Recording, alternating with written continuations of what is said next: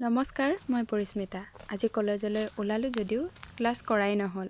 ইয়াতে আপোনালোকক জনাই থওঁ যে অহা 14 নৱেম্বৰ তাৰিখে যুৱদলত সুন্দৰম কাব্যকানন আবৃত্তি বিদ্যালয় উদ্যোগত মামণি ৰয়ছম গোস্বামীৰ জন্মদিৱস উদযাপন কৰা হ'ব আৰু তাত প্ৰতিভা প্ৰতিযোগিতা হ'ব।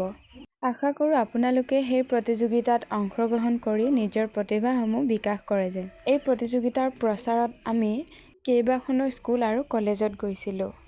তাৰ পাছত আমাৰ ভোক লাগিলেই দেই। ভোক লগাত ৰসৰাজত গৈ আমি গোটেইকেইজনে চাহ আৰু পেটিছ লৈ খালোঁ। শেষত আকৌ গফ্ট এমভিত দিবলৈ থাকি যোৱাত তাত দি লৈ আমি গোটেইকেইজনে ভি-মাৰ্টত গ'লোঁ। তাত কিনিবলৈ একোৱে পচন্দ নহ'লে সেইবাবে আমি ভিডিঅ'কে বনালোঁ। আজিৰ প্ৰচাৰত আমি 3জনী গৈছিলোঁ দেই। প্ৰথমতে অশ্লেষা, মাজত অনন্যা আৰু তাৰপাছত মই।